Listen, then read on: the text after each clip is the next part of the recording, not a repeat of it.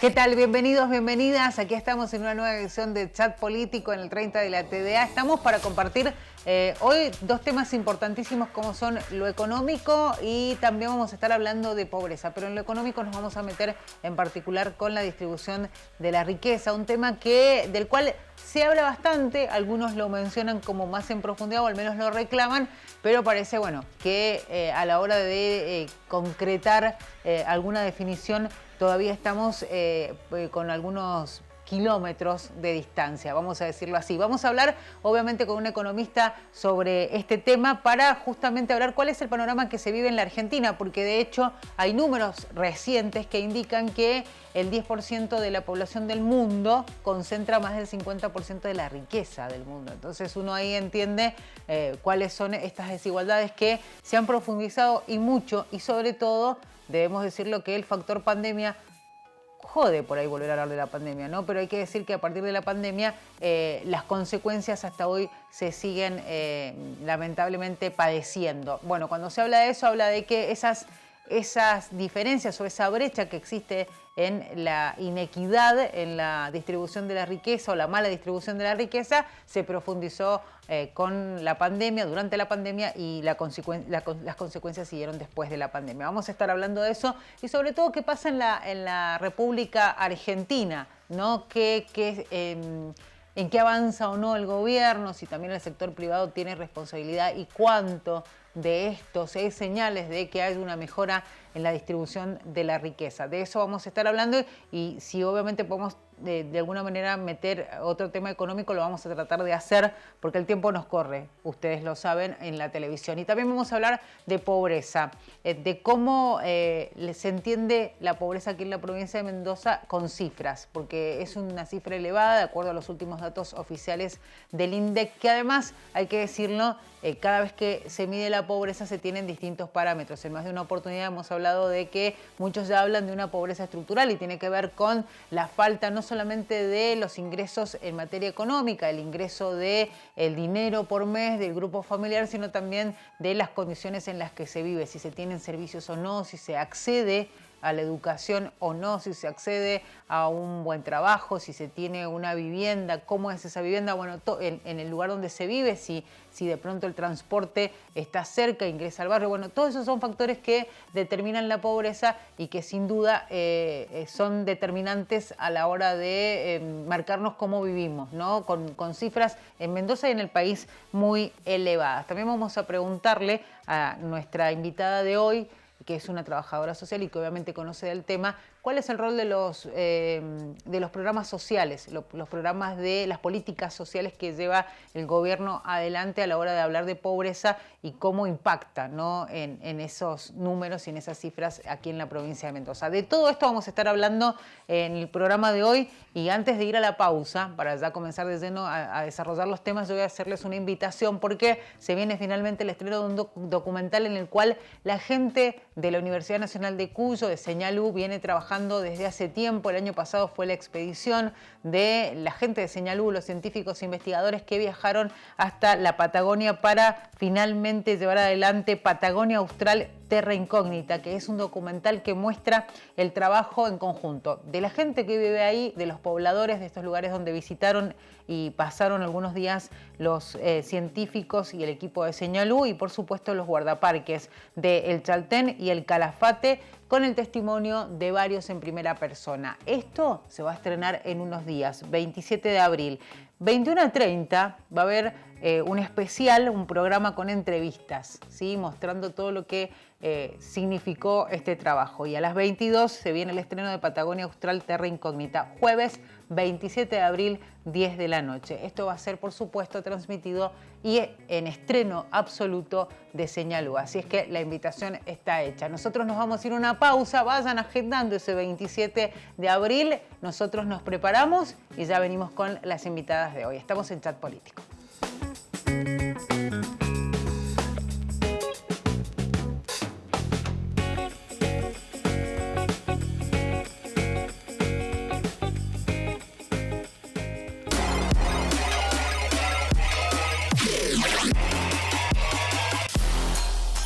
Bueno, estamos aquí en Chat Político, segundo bloque en el 30 de la TDA, 22 de Supercanal HD. Dijimos que íbamos a ocuparnos del tema de la economía, pero vamos a ir un poquito más profundo y lo vamos a hacer con Celina Calore, que es economista del Centro de Estudios Económicos y Sociales Scalabrini Ortiz, a quien tenemos con una videollamada. Celina, ¿qué tal? ¿Cómo estás? Bienvenida.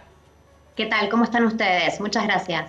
Muy bien. Bueno, sin duda cuando nos ponemos a hablar de economía, hoy nos estamos ocupando y mucho de lo que está vinculado con inflación, el costo de vida y cómo de alguna manera esto incide en otros niveles que tienen que ver, por ejemplo, con la pobreza directamente o con la caída del poder adquisitivo de los trabajadores. Nos vamos a meter en ese tema, pero primero que te quería preguntar un poco de algo que también es noticia a nivel mundial y tiene que ver con la mala distribución de la riqueza, donde debemos decir, y hablo de datos oficiales a nivel mundial, que el 10% de la población concentra actualmente el 52% de la riqueza global. Lo estamos hablando de esto que es un fenómeno que se da en todo el mundo y que obviamente nuestro país no escapa. ¿Cómo es el fenómeno de la distribución de la riqueza en nuestro país?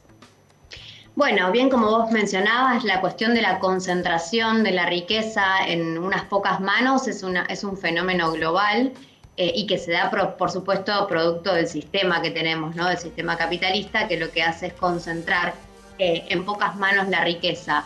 Y en nuestro país es un reflejo de eso, en tanto y en cuanto tenemos hoy una situación con más del 40% de la población, de los argentinos y argentinas, casi el 40% bajo la línea de la pobreza.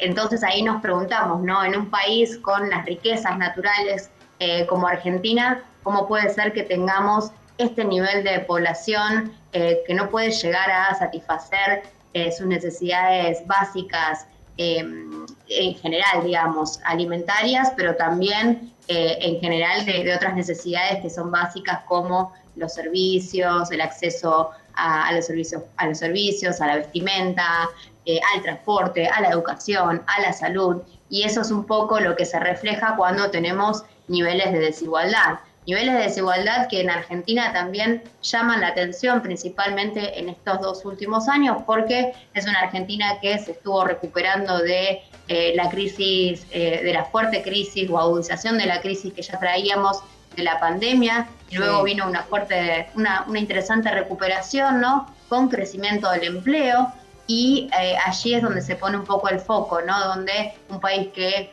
está creciendo la actividad, crece el empleo, pero ¿qué sucede con los ingresos que se ven cada vez más rezagados, con una inflación que no cede y que nos va comiendo buena parte del presupuesto mensual de la familia?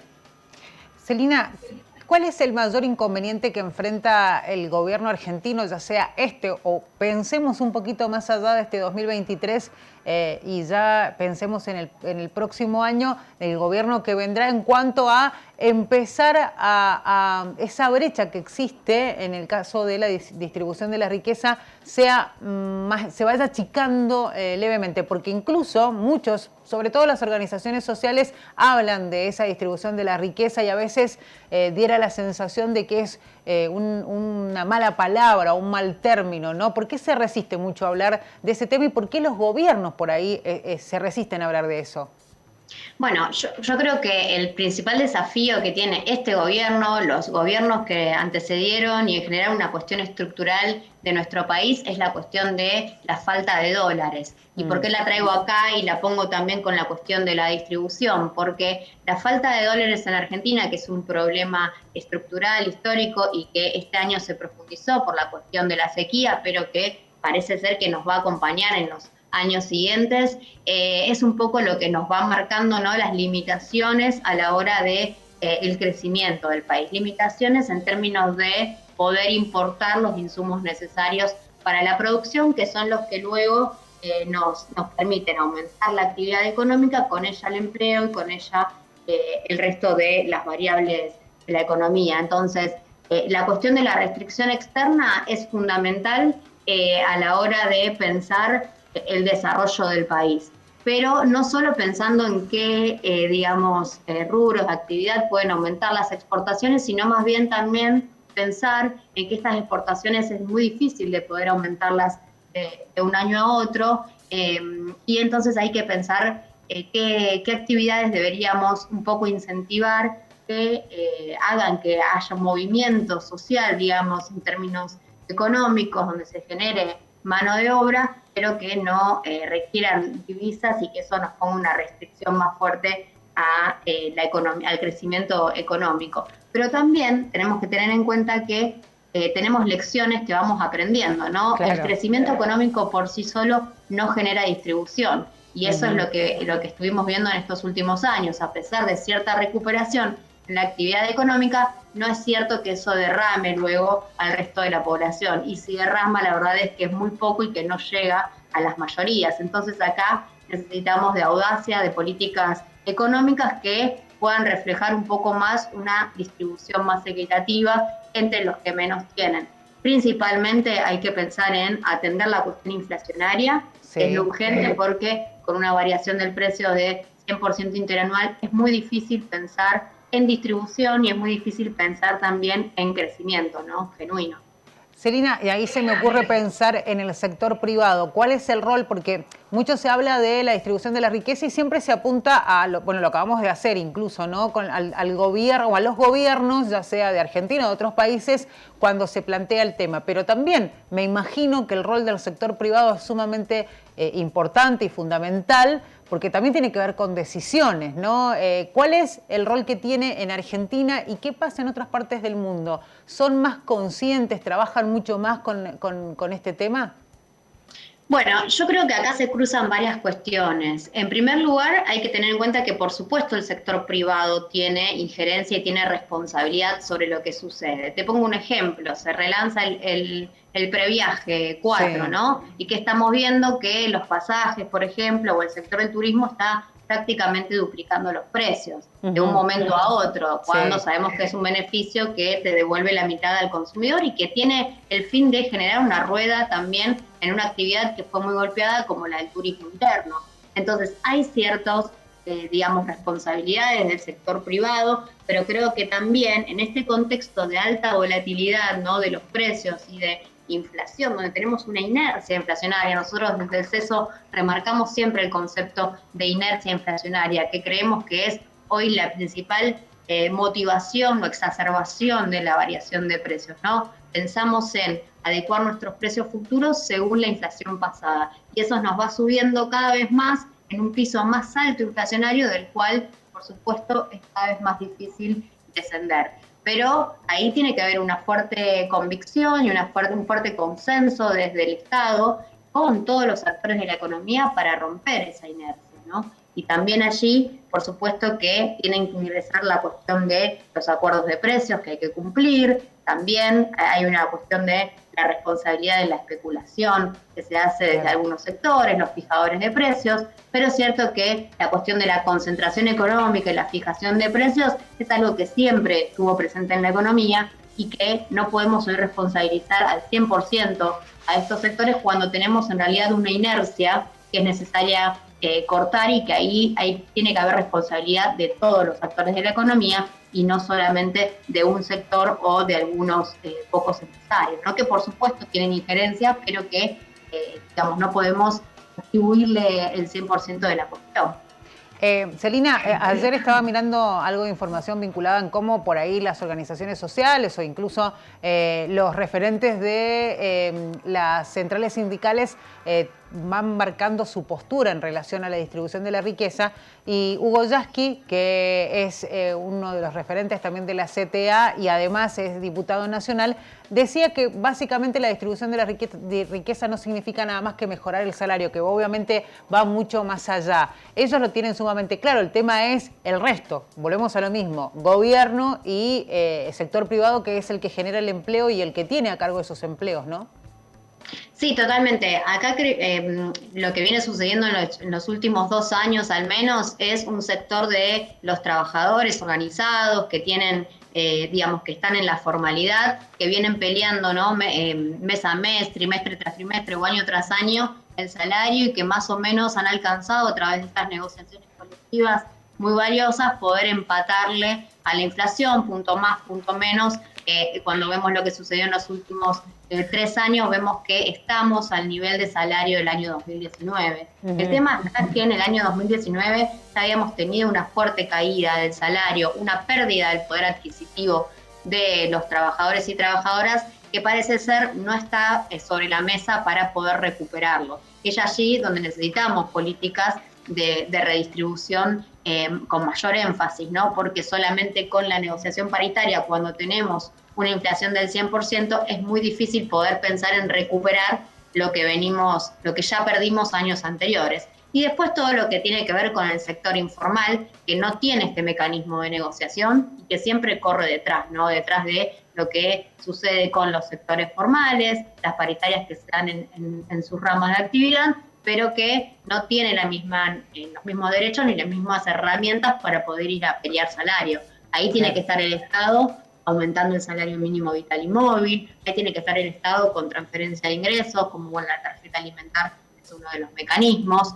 Pero bueno, creo yo que el Estado tiene responsabilidad, por supuesto también los privados, y como te decía, toda la recuperación que hubo económica en estos últimos 2 años, bueno, en las manos de algunos fue a parar y no fue en las manos de los trabajadores. Celina, si tenemos que hacer alguna especie de comparación, ¿no? Sabemos que Argentina por ahí viene detrás de aquellos países que van avanzando en muchos temas, sobre todo por ahí se los cuestiona en cuanto a temas puntuales como los económicos, que tenemos que solucionar la macroeconomía, pero también hay un fenómeno a nivel mundial y lo veía en las últimas horas que, por ejemplo, en España estaban planteando que el tema de la sequía va a afectar la inflación y volvemos a hablar de lo mismo, de la distribución de la riqueza. ¿Cuáles son los países que están mejores posicionados en esto de entender de que hay que distribuir mejor? Bueno, sin lugar a dudas, los países que tienen un mayor recorrido, los países que tienen un mayor desarrollo están en mejores posiciones para tener un país un poco más igualitario, ¿no? Y eso por ahí se dificulta más cada vez que nos vamos, por ejemplo, a los países de Latinoamérica, donde vemos que tenemos otras necesidades que aún, o desarrollos en algunos sectores que todavía no hemos alcanzado, y entonces van quedando siempre la distribución del ingreso, los derechos de los trabajadores un poco rezagados en el orden de prioridad. Entonces siempre eso se ve un poquito más en los países que ya están más desarrollados, como por ejemplo algunos países europeos, como vos marcabas, tienen un piso de necesidades básicas cubiertas y de distribución del ingreso tal que les permite dar otro tipo de discusiones, como la que tiene que ver, por ejemplo, de la reducción de la jornada laboral. Es una discusión que, está también aquí, pero bueno, también hay que contextualizar en qué marco se encuentra cada país y con qué poder de negociación hacia el interior y hacia la relación de fuerzas del interior del país también tiene, ¿no? Estamos hablando con Celina Calore, economista del Centro de Estudios Económicos y Sociales Scalabrini Ortiz. Celina, quería preguntarte un poco, teniendo en cuenta que estamos en un año electoral, donde mientras muchos están peleando, la gran mayoría, por ver dónde se quedan, con quién van, cómo se definen las listas y quiénes son los candidatos que en definitiva van a ir marcando la cancha. La pregunta es, ¿algunos de estos candidatos ha hablado o tiene proyectado poner sobre la mesa el tema de la distribución de la riqueza? ¿Quién sí, quién no? Porque volvemos a lo mismo, parece que es un tema que algunos prefieren no tocar. Bueno, no, yo creo que sí, que hay candidatos o precandidatos o digamos que sí se van manifestando en esta línea. Todo lo que tuvimos el debate en torno al salario universal, por ejemplo, sí. Me parece que eso está hablando de distribución del ingreso, poder darle un piso de ingreso a todos y todas los argentinos que tengan ya un piso de ingresos para poder después luego hablar de algún tipo de mejora. Entonces, ese tipo de discusión está vinculada a la distribución del ingreso. Después lo que estamos viendo en las últimas semanas, la verdad es que es una discusión más en torno a las cuestiones macroeconómicas, como por ejemplo la dolarización sí, la dolarización no, que también es un tema de distribución, porque devaluar la moneda, porque dejar de tener una moneda nacional, también va a tener impacto al interior de los trabajadores y las trabajadoras, porque vamos a reducir fuertemente los ingresos o los salarios, ¿no? En términos reales. Así que me parece que de una manera directa o indirecta, es un tema que siempre está en discusión, digamos. Si bien por ahí no se habla distribución del ingreso de una manera positiva, no pensando en mejorar la situación de los que menos tienen, todos los candidatos van fijando algún tipo de postura que tiene impacto luego en la distribución del ingreso. Bueno, hablemos ahora de inflación. Es inevitable que toquemos ese tema después de los últimos datos que se conocían del INDEC y frente a la preocupación del día a día para los ciudadanos y ciudadanas de este país. ¿Qué es lo que desde tu óptica ves como lo que le espera a la Argentina en materia económica, teniendo en cuenta que, por ejemplo, Sergio Massa hablaba de que en abril esperaban una inflación con un 3%, que un 3 estuviera marcando el porcentaje de inflación y bueno, fue de más del 7%. Estamos lejos del objetivo que ellos mismos se habían trazado. Sí, así es. Vamos a ver si podemos restablecer el contacto con Celina, que la tenemos ahí del otro lado. Repasamos, es Celina Calore, economista del Centro de Estudios Económicos y Sociales Scalabrini Ortiz, que está hablando con nosotros en esta jornada de hoy, en la cual estamos hablando de distribución de la riqueza. Nos vamos a ir a una pausa, enseguida regresamos.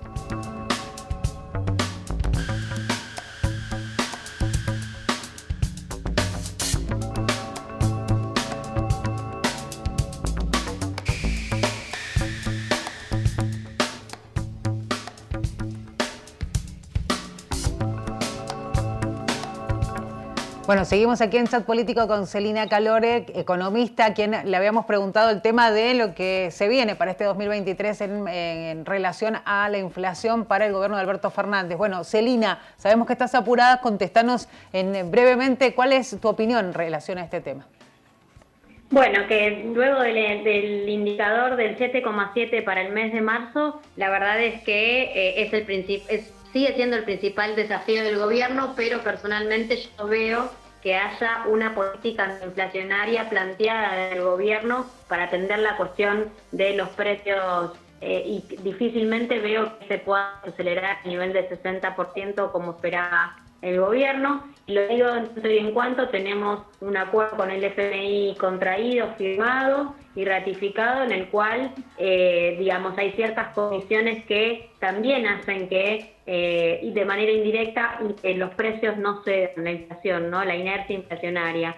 Así que, bueno, la verdad es que no tengo una buena perspectiva para lo que viene en términos inflacionarios. Sí creo que es allí donde tiene que poner todo el gobierno para intentar frenar esa inercia y, si no, de algún modo intentar que los ingresos fijos de los trabajadores y las trabajadoras, puedan, aunque sea, hacerle frente a esta variación de precios tan importante. Sin duda. Celina, muchísimas gracias por estos minutos con nosotros y esperamos volver a tener contacto con vos en cualquier momento. Será hasta la próxima.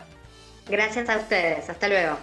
Ahí pasaba Celina Calore, economista, con nosotros, hablando de la distribución de la riqueza y sobre todo haciendo también un panorama sobre el final de lo que está pasando con la inflación. Se entiende, dicen desde la cartera económica, que el mes de abril puede ser un mes que dé un respiro. Ahora, hay que decir que en los últimos días la noticia era el aumento de los combustibles, pero también siguen aumentando los alimentos y los primeros días de abril los alimentos, específicamente la inflación de alimentos, ya venía marcando una tendencia bastante alta. Veremos finalmente, cuando el INDEC dé a conocer los números de abril, qué es lo que sucede finalmente. Pero el panorama, incluso lo decía Celina, que es la experta en este tema, no es muy alentador para los próximos meses. Nos vamos a ir a una pausa, enseguida seguimos hablando del impacto que tiene la economía, en este caso en la pobreza de nuestro país. Eso en minutos nada más. Estamos en el 30 de la TDA, ya regresamos.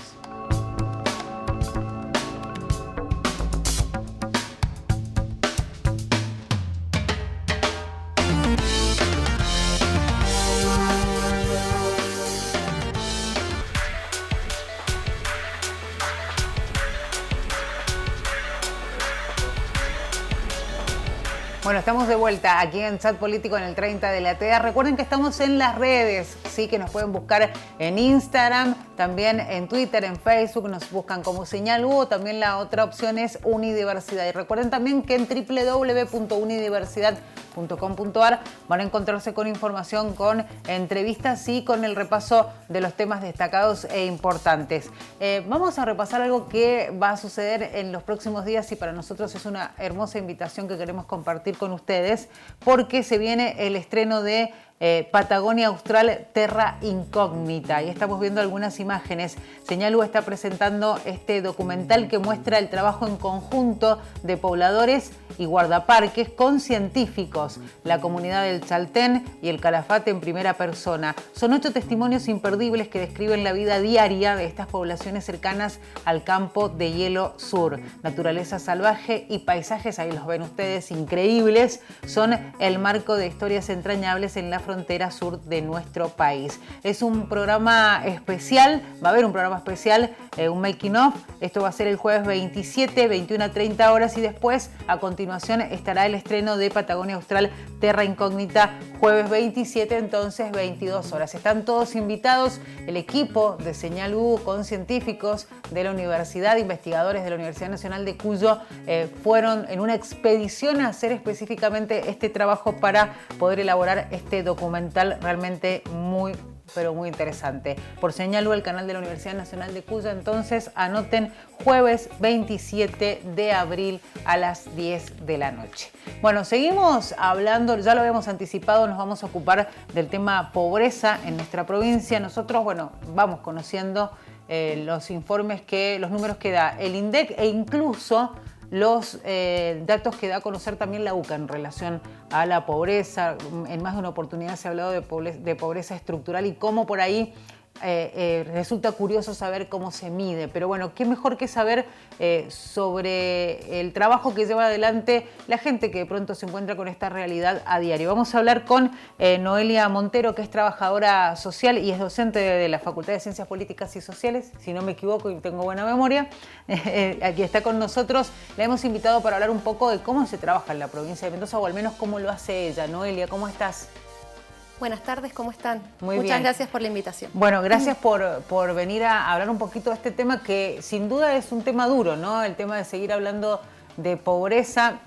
Hace algunos años atrás uno hacía cuando se hablaba de las estadísticas, se hablaba de una pobreza que obviamente son números que duelen, que realmente generan una sensación de amargura para muchos, ¿no? Me imagino ustedes que están trabajando constantemente en el tema y ahora se suma que el que en una época o durante muchos años era el que pertenecía a esa clase no sé si decirle social, porque no sé si está bien dicho el término, pero a ese sector social era aquel que por ahí no tenía trabajo, ¿no? O que changueaba, como se decía informalmente. Pero hoy en la Argentina se habla de trabajadores que tienen trabajo registrado, más de uno, y están debajo de la línea de pobreza. Una realidad que cada vez se pone más dura, ¿no?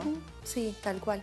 Esto que comentás tiene que ver, bueno, ¿no es cierto?, con diferentes formas que la pobreza, ¿no es cierto?, se ha ido manifestando a lo largo, ¿no es cierto?, de la historia, y cómo también, como decías, tiene que ver, ¿no es cierto?, su medición. En algún momento estaba más vinculado esto a la falta o la ausencia, ¿no es cierto?, de un ingreso del trabajo, y después a condiciones de vida, condiciones materiales, de vivienda, esta cuestión, ¿no es cierto?, de las condiciones habitacionales, si se tenía acceso a cloacas, a agua corriente, esas cuestiones más de tipo, ¿no es cierto?, habitacionales nos daban un indicador de alguna manera, ¿no es cierto?, de la situación de las personas, ¿no es cierto?, en relación a esta pobreza. La realidad es que de un tiempo a esta parte, ¿sí? Sobre todo más acentuado, en los últimos años, pero hace por lo menos unos 20, 30 años, ya la medición de la pobreza no tiene que ver exclusivamente con estas condiciones más habitacionales o estructurales, sino también con los ingresos. Sí. ¿No? Y es lo que ahora se llama, ¿no es cierto?, la pobreza por ingresos o la línea de pobreza, línea de indigencia, que ahí de alguna manera lo que se marca o lo que se establece, ¿no es cierto?, es justamente una línea divisoria en función del costo de vida.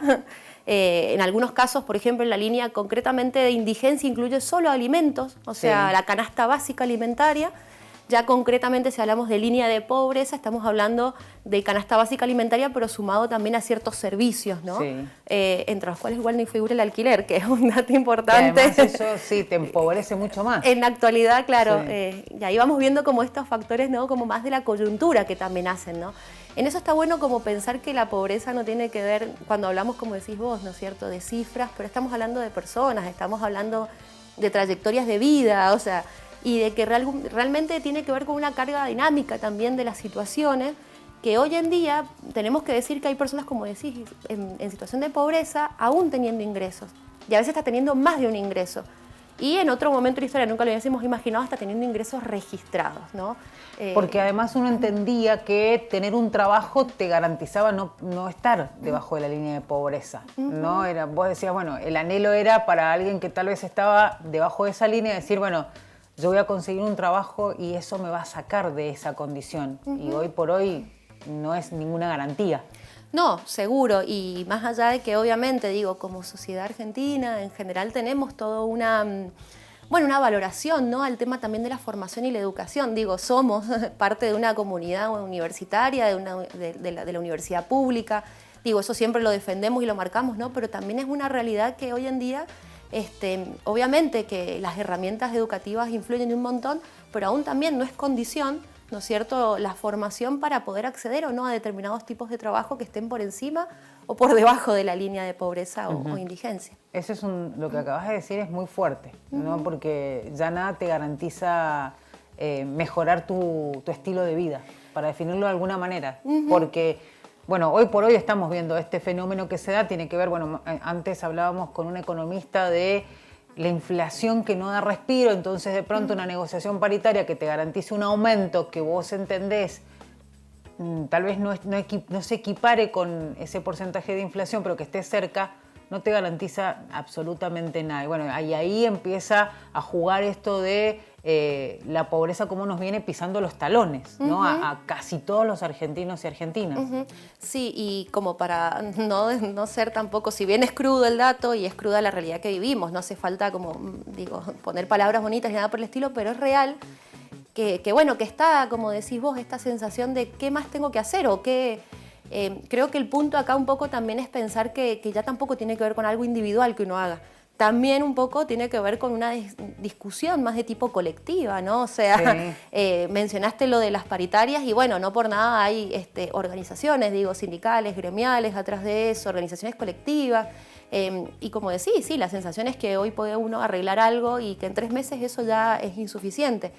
Esa situación de la inflación golpea a todos y a todas, esa es una realidad. Obviamente que a los sectores de menores ingresos mucho más, porque la inflación tiene que ver, ¿no es cierto?, con una sobrevaloración que tienen, ¿no es cierto?, los productos, pero sobre todo los productos básicos. O sea, la inflación no está en los autos, o sea, está sobre todo en los alimentos, están en los servicios básicos. Sí. Y es lo que todos consumimos, tengamos o no tengamos más o menos ingresos, formales o informales. Porque es la necesidad diaria. Es la básica, exactamente. Noelia, estábamos mirando algunas cifras del INDEC sobre la provincia de Mendoza y esas cifras indican que el 47% de la población de la provincia está bajo la línea de pobreza.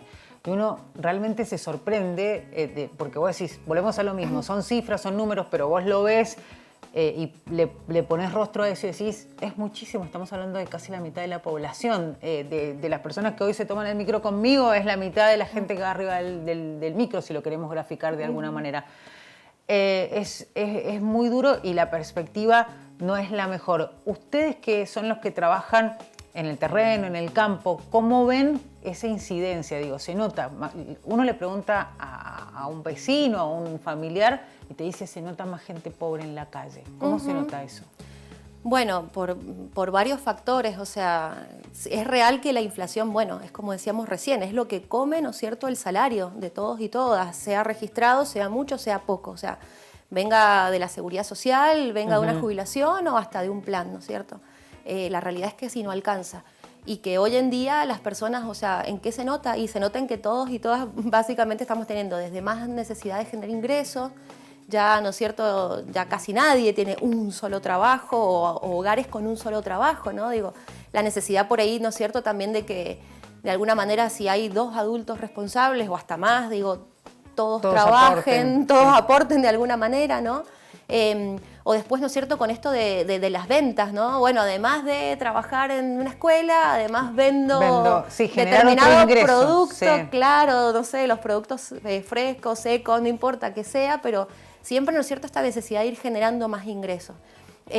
Pensemos que es esto, ¿no es cierto? Si las personas que tenemos un ingreso estable, un ingreso registrado, apelamos a este tipo de estrategias, bueno, imaginemos, ¿no?, en otros sectores. La situación de la gente que no tiene esos ingresos fijos. Exactamente. Entonces, bueno, ahí es como un poco lo que dicen esto de los vecinos que comentabas, ¿no? Y bueno, sí, más personas pidiendo, ¿no es cierto?, lamentablemente, pero pidiendo en la calle, pidiendo en las esquinas, o sea, o bueno, pasando, ¿no es cierto?, por las casas. O buscando el extra, que eso también es algo que llama la atención, eso de que te golpean la puerta y te dicen si te pueden limpiar la vereda o ayudarte con el jardín para generar un ingreso extra. Sí, tal cual. Entonces, bueno, son todos ese tipo de situaciones en donde evidentemente marcan que los ingresos no alcanzan para los gastos, ¿no es cierto?, para el costo de vida. Noelia, vamos a ir a una pausa, pero vamos a seguir hablando de este tema. Estamos con Noelia Montero, trabajadora social y docente de la Universidad Nacional de Cuyo. Estamos en Chat Político hablando de pobreza, de la pobreza que tenemos aquí en la provincia de Mendoza, que es muy, muy importante y lamentable. Vamos a ir a una pausa, enseguida regresamos.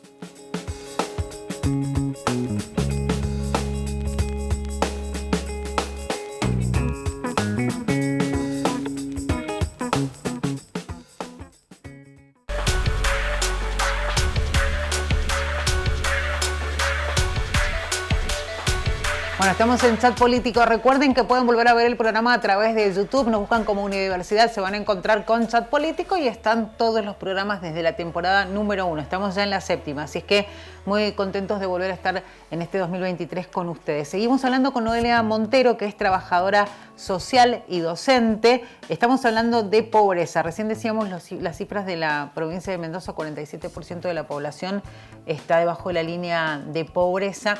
Y estaba mirando cada vez que hablamos de este tema tratamos de buscar información y veía los datos de Naciones Unidas, los datos de CEPAL, siempre hablan de, a partir de la recuperación de la normalidad o de la vuelta de la normalidad después de la pandemia, el dato era, bueno, la recuperación en el mercado laboral para las mujeres ha sido más difícil.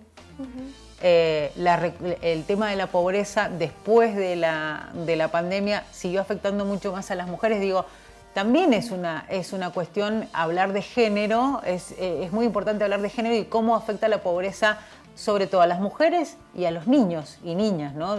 Un tema que también es una radiografía no solamente de Argentina, de Mendoza, sino del mundo. Del mundo y sobre todo de nuestra región, digo, también Latinoamérica, muy fuerte, sí. ¿No?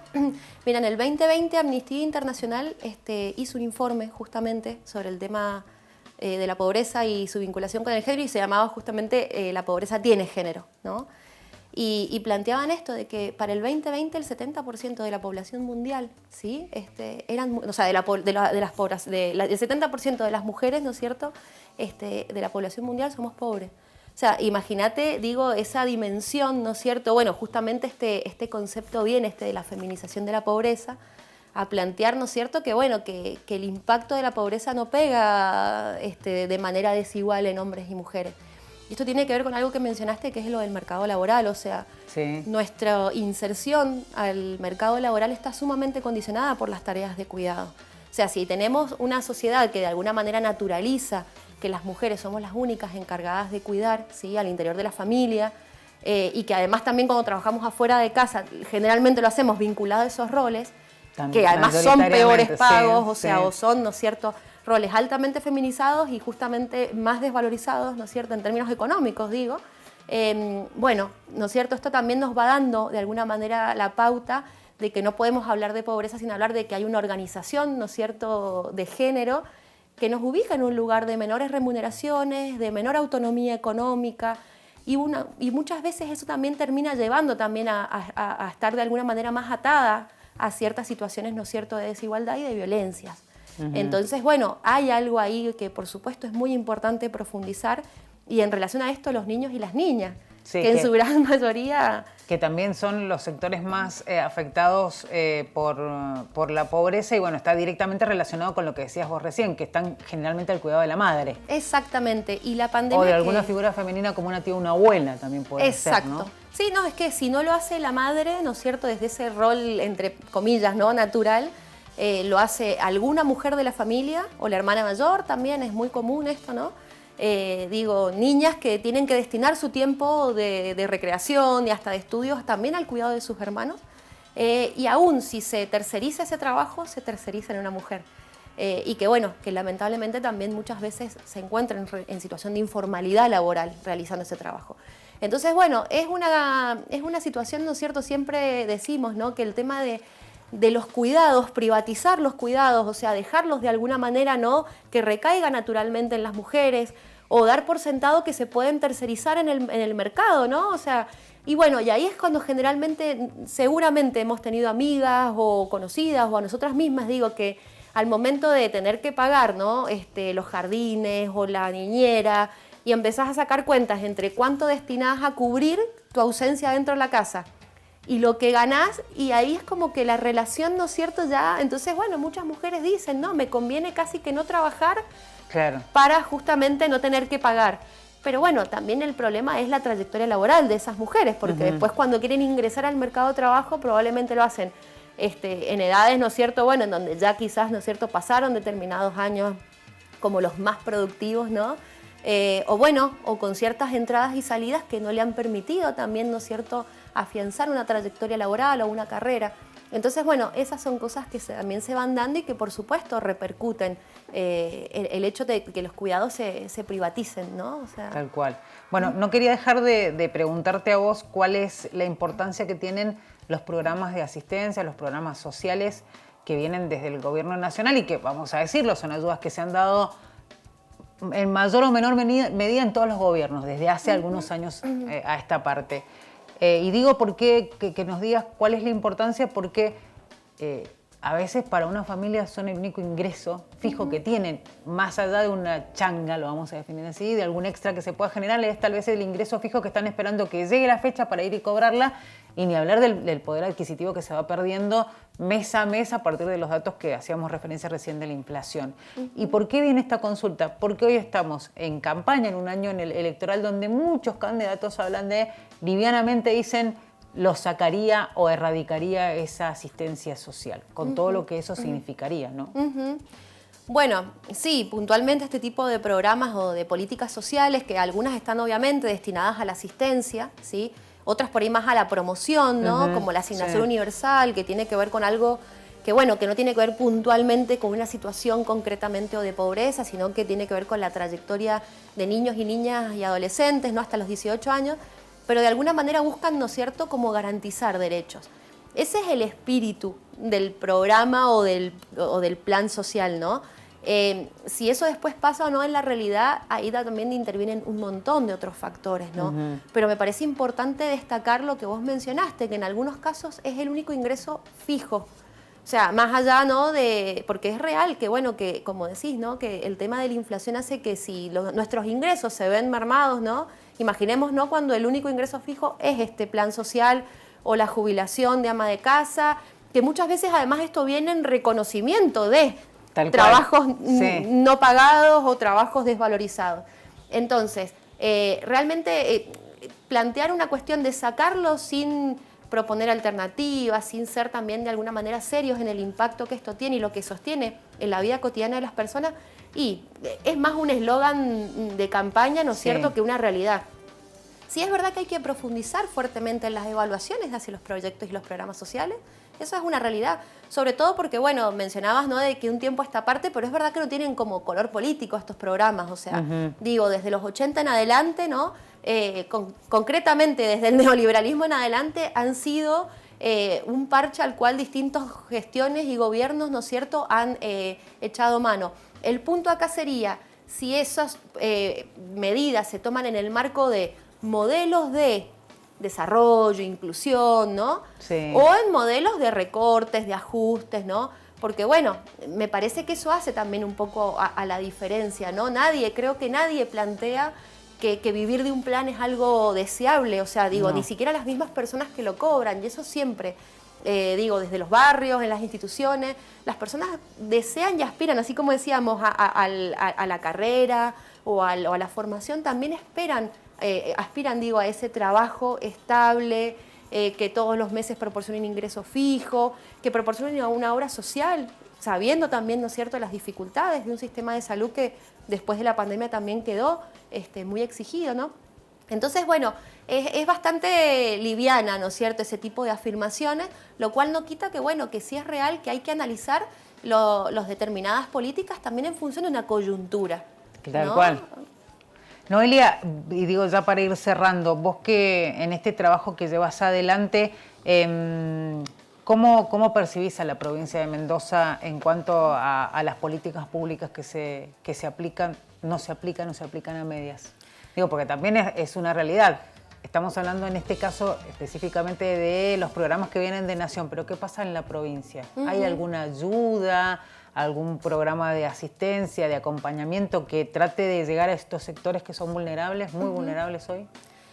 En términos generales, porque bueno, es muy difícil porque hay un montón de programas, de proyectos, algunos y tienen también de necesidades. Exactamente, sí. Y hay programas que están muy bien pensados para necesidades particulares, como por ejemplo el acompañar, que en algún momento sí. no había realmente líneas de subsidios, porque hay que decirlo, son subsidios, sí, pero no es lo mismo un subsidio en determinada cantidad de meses para acompañar la estrategia de una mujer que necesita separarse de una persona agresiva o violenta, a pensar esto, que por el solo hecho de una pensión con discapacidad la persona, no sé, va a dejar de vivir en la pobreza. Digo, hay cosas ahí que tienen que ver muy como con el ideal de... Pero bueno, es real que en su gran mayoría este tipo de políticas o de planes vienen a nivel, digo, de lo nacional, sobre todo porque se ejecutan, como tienen que ver con transferencias de ingresos, se ejecutan a través de ANSES, ¿sí? Y en eso la provincia de Mendoza no tiene ese tipo de infraestructuras digo, por ahí en algunas municipalidades lo que hay más que nada tiene que ver con asistencias más ahí sí puntuales como la mercadería, el nylon. Después cuestiones vinculadas, por ejemplo, a los comedores escolares o a ese tipo de asistencias, ¿no es cierto? Que igual es muy importante, no lo vamos a negar, digo, pero que está más vinculada, ¿no es cierto?, a instituciones a donde asisten los niños, las niñas y los adolescentes, ¿sí? Digamos que el poder para financiar eso siempre obviamente es mucho más fuerte por parte de un Estado nacional que de un Estado provincial, está claro. Por supuesto, sí, en ese sentido obviamente. Y también es real que volvemos a esto que decíamos recién, si bien obviamente hay distintas perspectivas políticas, digo, partidarias también en relación a estos planes, programas y proyectos, pero volvemos al punto de que también falta pensarlos de alguna manera en el marco de un proyecto. ¿Qué nos está pasando que esto, no? O sea, que hemos naturalizado que aún teniendo 2 o 3 trabajos somos pobres. ¿Qué nos está pasando? Bueno, entonces me parece que hay como discusiones que son también un poquito más como de fondo, ¿no? Sí. Y que hablando un poco esto que vos mencionabas al inicio, de pobreza estructural o no estructural, bueno, los datos hoy nos hablan, como decías, ¿no? 48%. Estamos en esta situación, con matices, con muchos matices, porque no es lo mismo...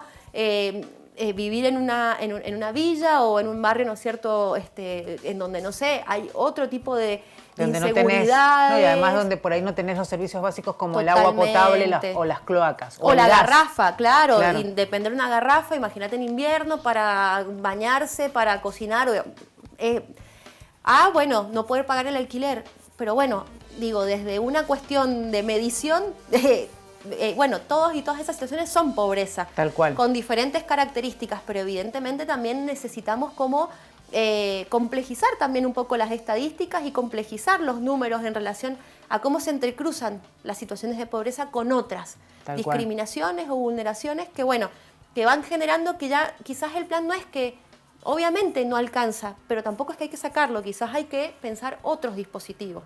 Acompañamientos familiares. Que sean mucho más amplios, redes en territorio, instituciones, ¿se entiende? Que puedan como acompañar como para que no caer en esta lógica idealizada de que, bueno, porque hay un ingreso o un plan en la familia, no sé, ya se terminó el problema, tal cual. Noelia, muchísimas gracias por nada, haber gracias estado a con ustedes. nosotros. Seguramente te vamos a convocar nuevamente para seguir hablando de otros temas que tienen que ver con esto. Así es que será hasta cualquier momento. Bueno, muchas gracias. Noelia Montero, trabajadora social y docente de la Facultad de Ciencias Políticas y Sociales de la Universidad Nacional de Cuyo. Antes de irnos vamos a tener otra invitación, la vamos a renovar para que el próximo 27 de abril a las 10 de la noche ustedes sintonicen, por supuesto, Señalú, porque vamos a estar presentando Patagonia Austral Terra Incógnita, este documental que muestra el trabajo en conjunto de pobladores y guardaparques con científicos. Hablamos de la comunidad del Chaltén y el Calafate en primera persona con testimonios imperdibles. Va a haber una previa con entrevistas, un especial, un making of este jueves 27 a las 21:30 y a las 22 será el horario de la hora exacta en el inicio de este documental por Señalú. Con esto nos despedimos. Será hasta la próxima edición de Chat Político. Muchísimas gracias por estar ahí del otro lado.